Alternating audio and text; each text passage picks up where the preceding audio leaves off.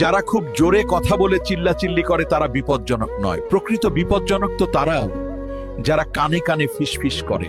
মনে রাখবেন, খাবারে বিষ ঢেলে দিলেও তার ঔষধ আছে, কিন্তু কানের মধ্যে বিষ ঢেলে দিলে তার কোনো ঔষধ নেই।